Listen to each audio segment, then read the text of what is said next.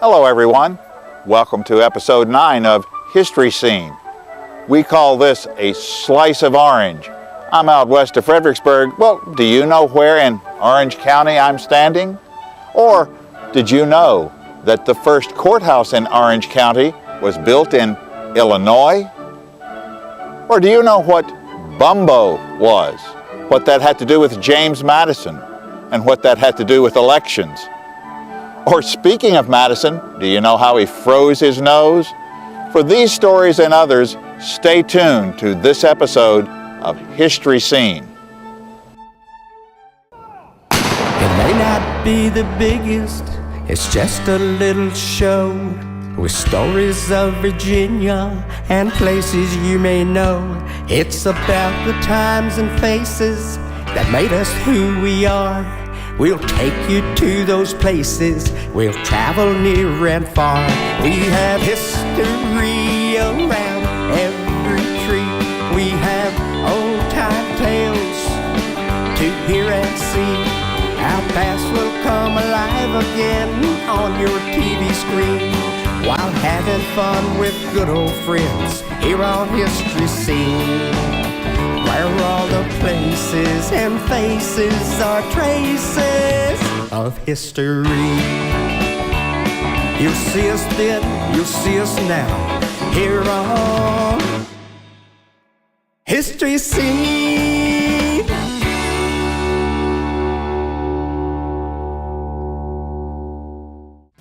History Scene is presented by the Fredericksburg Area Museum and Cultural Center. History Scene is an independently produced community television show by local Fredericksburg, Stafford, and Spotsylvania residents. The programming objectives of History Scene are to educate about our rich historical heritage and stimulate the local tourism aspect of our economy. History Scene is made possible by grants from businesses, organizations, and individuals. To support these objectives and be recognized as you choose, please contact Heritage Media LLC. Your support is critical to allowing History Scene to be brought to you, our viewers. History.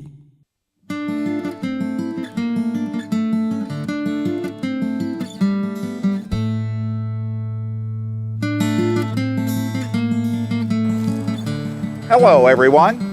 Welcome to the latest episode of History Scene. This is going to be a little different. We're going to check on the history of Orange County, and this episode will have a guest host, and with me is Phil Audibert. Phil, welcome to History Scene, and he's going to take us through that fascinating history of Orange County. Tell us what's going to happen. Well, I'll need some help. Okay. And that help is going to come from a man that I've come to deeply know and respect named Frank Walker. He's the author of a book called Remembering a History of Orange County, Virginia. The story of Orange County is one of go west, young man. And by that I mean in 1607, Jamestown was founded. In 1608, Quebec was founded. In 1610, the Spanish were laying out the streets of Santa Fe, New Mexico.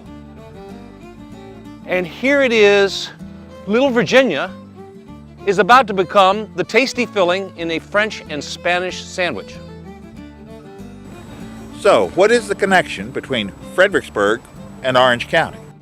Well, in 1608, Captain John Smith came up the river to where Fredericksburg is today, had an altercation with the Manahoac Indians, but then befriended them, allied with them a little bit, and wound up making a map that shows an Indian settlement along the Rapidan River in what is now Orange County. Now there's another connection. We're standing on Willis Hill, and Fredericksburg's Colonel Henry Willis actually laid out the streets of Fredericksburg. But now, what's the connection with Colonel Willis and Orange County? Well, it's a very good connection because Colonel Willis took the bait that Alexander Spotswood issued in 1714 when they went out for the Knights of the Golden Horseshoe, and he decided to invest in Orange County by buying or patenting 10,000 acres of land. And later he orchestrated the bill in House of Burgesses that established Orange County in 1734. And he became an original gentleman justice of our court, and he served as clerk of the court. All right, but that's the court. But now what's this business of the Orange County Courthouse was in Illinois? It's funny you should mention that, because the French had come down and built a courthouse in St. Clair, Illinois. And that was in the early 1700s. And so in 1734, when Henry Willis helped orchestrate the establishment of Orange County, they just decided, as you can see on this map, to take as much land as they possibly could. In 1734, Orange County consisted of the rest of Virginia, what is now West Virginia, all of Kentucky, all of Ohio, all of Indiana, all of Illinois, and the southern two-thirds of Michigan and Wisconsin. That means that when Orange County was established, it already had a courthouse. Yes, it did, and the funny part about it is that it was a long way away. How was the sheriff supposed to serve a summons? That's fascinating stuff, but what other connections are there between Orange and Fredericksburg? Well, there's a literal one, and that is roads. All communities exist because of roads, and this is no exception. The other end of Hanover Street comes right into the Orange Courthouse. So all of those roads lead out there. Pretty much so. How else were they going to get their crop of tobacco into the inland port of Fredericksburg? This is going to be a great show, I can tell everybody. I know you'll enjoy it, so Phil, I officially turn over host duties of History Scene to you. Well, thank you very much. I hope I'm up to it. History. Frank, we're sitting on top of a beautiful hilltop in Orange County, and it just makes you wonder how deep the history is here. It goes all the way down through the bedrock, I tell you it does. But this is what we like to show people. I mean, this is what we have so much here. Rolling hills, green pastures, just pastoral beauty, and then the history just comes up out of the ground at you. I mean, right behind you, there's Clark Mountain, signal station, observation post for the Rapidan line, the great scene of Lee there on May 2nd, 1864, saying where the Union Army would be moving, and being able to see the Union Army from the top of Clark Mountain on a brilliant and clear day, you can see the upper one-third of the Washington Monument. Down in front of us, at the foot of this little mountain here, is the Rapidan River, and a portion of the 20-mile-long Rapidan earthwork line. About 14 miles due north of us is Culpeper. You can see the silos of the grain silos that are just outside of Culpeper. If the leaves are off the trees here, you'd be able to see Cedar Mountain. Just a fabulous scene, both for today and for the history that just emanates from here. We're standing at the Germanna Foundation's Visitors Center, and Germanna says to me, Germany. And indeed it should. Because in 1714, Lieutenant Governor Alexander Spotswood brought his first colony of Germans here to help him develop his ironworks. And he established them at Fort Germanna, named for the Germans and for Queen Anne, his sovereign. And he built a huge house right over my shoulder here. A house that William Byrd II dubbed the Enchanted Castle. And it was 35 feet by 85 feet at a time when a good Virginia house was 16 feet square. Wow. And then in 1716, I believe Alexander Spotswood led the Knights of the Golden Horseshoe on an expedition to see what was on the other side of those mountains to our west. He did indeed. Colonizing by the French and Spanish to the north, south, and west was leaving the British basically on the beach if they didn't start moving west. And the ride of the Knights of the Golden Horseshoe was designed to get the people in British America to start moving over the mountains.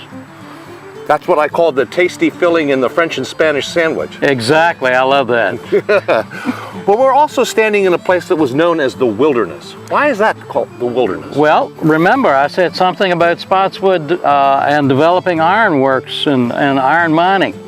Well, there's very, very poor soil here, and as they began to clear cut to feed the blast furnaces that were working this iron, the struggling regrowth came back as really as a Virginia jungle. And at its maximum dimensions, because there were 6 blast furnaces operating here, it covered 70 square miles. And you call it the wilderness with a capital W because it was made man-made. So this is basically the beginning of colonial history in Orange County, right at this spot here. Absolutely is. Spotswood puts Orange County on the map and solidly plants it there for all of posterity. Alexander Spotswood was an interesting character. He was described, I believe, as being, quote, able and imperious. That is well put. I think the incident involving Blackbeard the pirate tells you a lot about that particular type of attitude. Blackbeard was operating out of North Carolina, but he was actually preying upon the shipping that was coming through the Virginia Capes. North Carolina never seemed to be able to do anything about Blackbeard.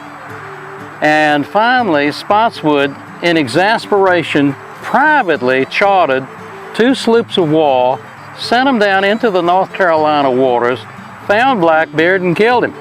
And of course the proprietors of North Carolina railed and screamed and hollered about invasion of their sovereignty, and he could have cared less. The type of fellow who's either lead, follow, or get out of the way. He could put boot prints in your face if you tried to slow him down. History. We're standing here in the front yard of James Madison's Montpelier, which was his lifelong home in Orange County. And although James Madison plays a tremendous role as far as the stories of this house are concerned, there are many other stories as well, aren't there, Frank? You bet there are, Phil. Yep, the story of the Madison, the upland Madison family, 3 generations on this land. There is the story, however, of the land itself and of the structure here, the residence.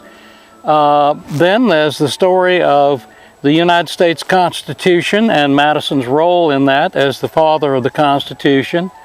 There is a DuPont story here, the DuPont family and their connections with the Madisons, and there were connections prior to their buying this property. There's a Native American story that can be told here with plenty of evidence in the ground. There's a African American story extraordinarily well chronicled in the buildings and other land features here. There's a Civil War story, many camps on this property. And there's an equine industry story that is also ongoing here in Montpelier. But we still haven't heard the story about Bumbo. Oh goodness. James Madison realized that Bumbo was a product that was served at elections, and that it was a response to a long developed political thirst among the local people. But he elected for his second attempt, having been elected to the House of Burgesses once. When he ran the second time, he decided he would take a stand on principle and not serve Bumbo. And he lost. He was beaten. That was a political lesson that Madison remembered. But he didn't freeze his nose then, did he? No, he froze his nose when he was running for Congress. The Constitution had been ratified, and now the individuals in various states were running to be members of the first Congress of the United States. Patrick Henry, who hated the new Constitution, had gerrymandered things so that James Monroe and James Madison had to be running against each other. And the 2 of them were at Hebron Lutheran Church up in what is today Madison County. It was still Orange County at that time. And they were not allowed to make political speeches inside the church. So they had to go outside, stand in the snow in the late afternoon on a bitterly cold day, make their particular presentations, and then around dark, Madison rides all the way back to Montpelier, and he claims that the end of his nose was frozen on that ride. But we don't see that in any pictures, do we? Nope. If he did any damage, it was never shown. So many stories and so little time to hear them all. I would suggest folks just come up here and hear them for themselves. You bet. We'll be delighted to have them come, and we'll show them around. We're sitting here at the Madison Family Cemetery, but this isn't the only cemetery on these grounds, is it, Frank? Oh, absolutely not, Phil. There are a number of African American cemeteries. In fact, there's one just right at the other end of the field. And the African American story with Montpelier is really quite interesting and detailed. We have the history and evidences of the enslaved population, both here at the original Mount Pleasant site and up at the mansion site. You can talk about Ambrose, grandfather of the president, being poisoned by a slave. Go further, across Road 20, you get to George and Polly Gilmore, freed from Montpelier following the Civil War, buying land and operating a small farm. I believe it's the only freedman's farm, for example, open to the public in America. Then come back across Road 20, there is the railroad station, the 1910 station. When the railroad company closed it down, it was still being operated as a segregated facility, and it came back into public view, restored as a segregated facility so that that era could also be documented. Quite a story here. And then, of course, there's the story of Paul Jennings, who was present with President Madison when he died, was freed after Dolly conveyed him to Daniel Webster, right, and then became a property owner in Washington, D.C., and his sons fought in the U.S. Civil War. And two of his direct descendants just a few years ago stood on the front porch of the Montpelier Mansion and read the preamble to the Constitution on one of the Constitution Day observances here. Right here, where the man who wrote that document lived his entire life. History. Well, Frank, we're seated in front of the Exchange Hotel in Gordonsville. This must have been a pretty busy place back in 1860. It sure was.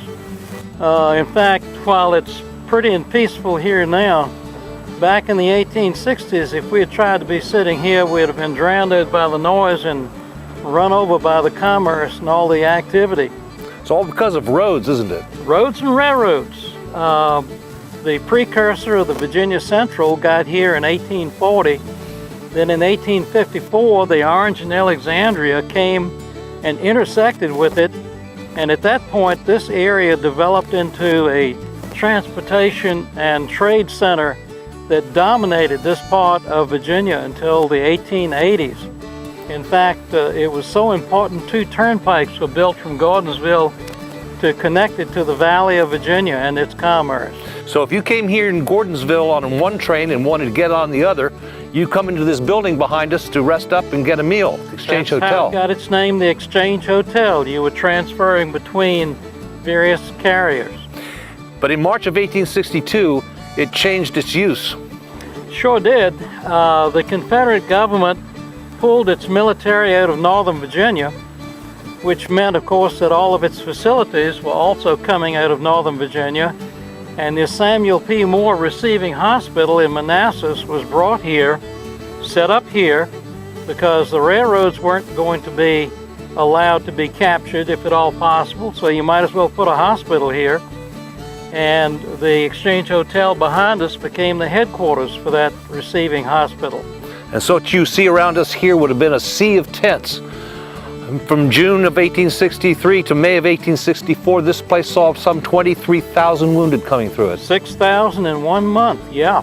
They lost track of how many wounded they had because of the Battle of the Wilderness, which is where we're headed next. Yep, I think it's time to go visit some battlefields. Let's go back to early May of 1864. Robert E. Lee has spent the winter behind the Rapidan line, and he watches the 123,000-man Federal Army wake up in Culpeper County and march towards Germanna. They meet in this field. This is the beginning of what becomes known as Grant's Overland Campaign. It does start in this field in eastern Orange County, the initial engagement of the Battle of the Wilderness.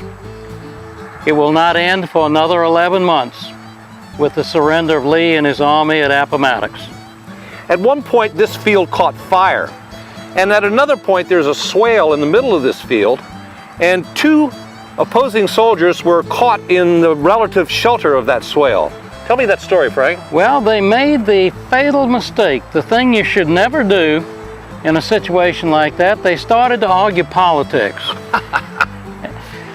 And the end result was they wound up having a fist fight in the middle of what is today's Route 20, but at that time was the old Orange Turnpike. And basically the Civil War stopped while they fought it out among themselves. Civil War comes to a grinding halt to watch two guys duke it out in the middle of the Orange Turnpike. Well, now we're standing in the middle of Payne's Farm, which is part of the Mine Run campaign. I've always heard it described as a campaign that was snake-bit from the get-go. I describe it a lot of times as a military farce because of all of the errors, all of the poor judgment, all of the clumsy, sort of dumb things that happened. The only real sad thing is that in a military farce, people still get hurt, and hurt bad. And in this particular case, it was weather. Mostly weather, because Lee's army had been depleted with the removal of Longstreet's corps to fight in the west for the winter. And so Lee was down to 2 corps. He was heavily outnumbered by the Federals, and essentially General Winter arrived to reinforce General Lee, with the morning of November the 30th being at 0. And at that point, the Federals said, to heck with this campaign, let's go home. And as I understand it, in this field, an entire Federal corps was faced by one brigade. Some 3,500 Confederates held off roughly 33,000 Federals for an entire afternoon, and essentially threw the entire Mine Run campaign out of sync for the Federals. History.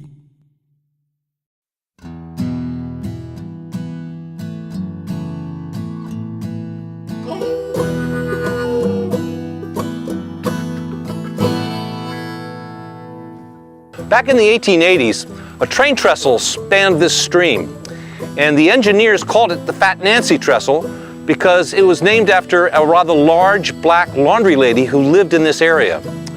So in the wee hours of July 12, 1888, a train pulled out of Orange, and it headed south, and when it reached this point, the trestle collapsed and 9 people died. Said, wave, Fat Nancy, wave that train goodbye.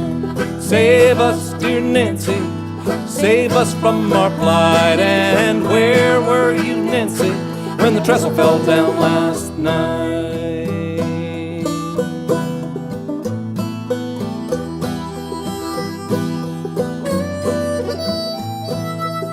This story is rife with irony. One of the stories, the civil engineer who had been hired to replace this trestle was on board this train. He was headed home for the weekend to see his family. And so Cornelius Cox was killed by the bridge he was hired to replace.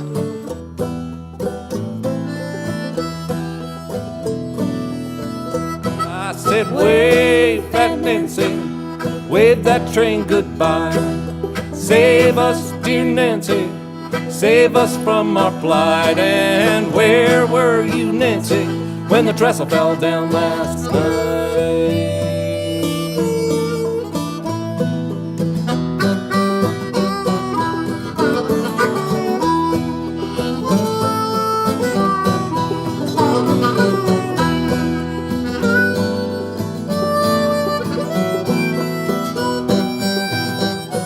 There's another irony here.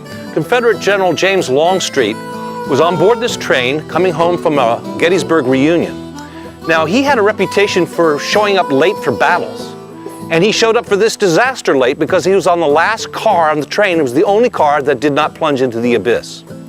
Speaking of Gettysburg, there was a Gettysburg veteran who was killed by this wreck, and they discovered that his peg leg was filled with bundles of money. We presume won in poker games at that same reunion. I guess his luck ran out. I said, wave, Fat Nancy, wave that train goodbye. Save us, dear Nancy, save us from our plight. And where were you, Nancy, when the trestle fell down last night?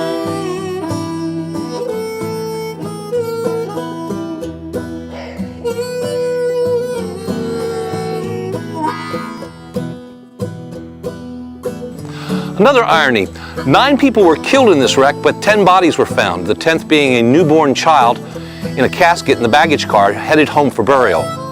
And of course, the ultimate irony, Fat Nancy's legs weren't strong enough to bear her weight. And so the bridge came tumbling down.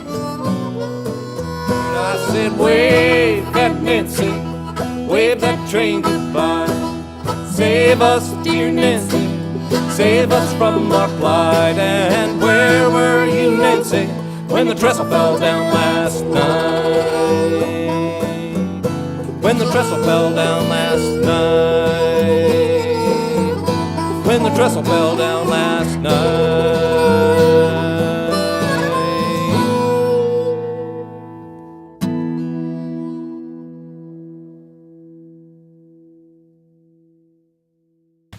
Wow, that was cool, Scott. Can we see it again? Yes, Hugo, we can. But I want to remind everyone you can do the history calendar events by checking our website. But now, you want to see it? We're going to see with the whole song, and we're going to run the credits too. Wave, Fat Nancy, wave that.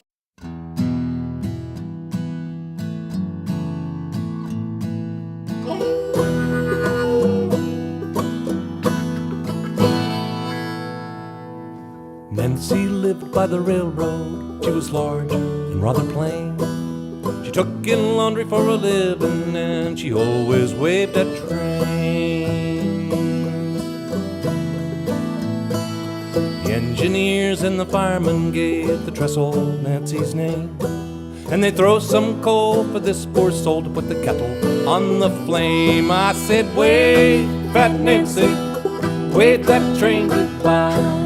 Save us, dear Nancy, save us from our plight. And where were you, Nancy, when the trestle fell down last night?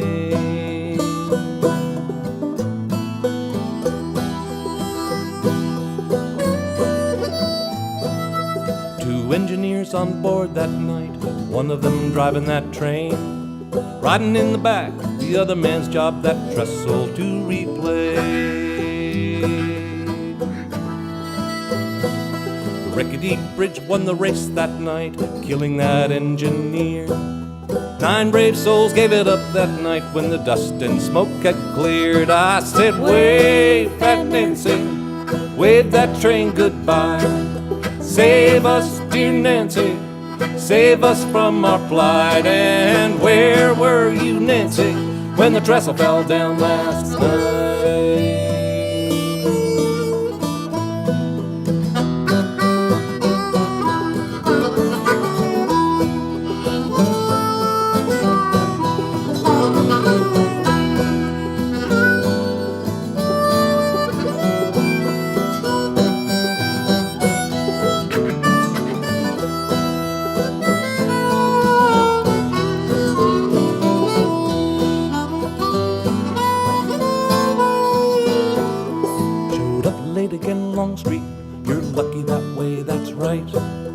Cheated death at the wilderness, and you cheated it again last night.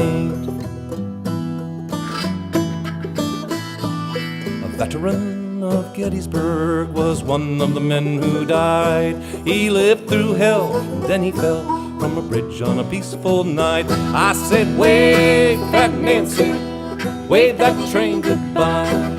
Save us, dear Nancy, save us from our plight. And where were you, Nancy, when the trestle fell down last night?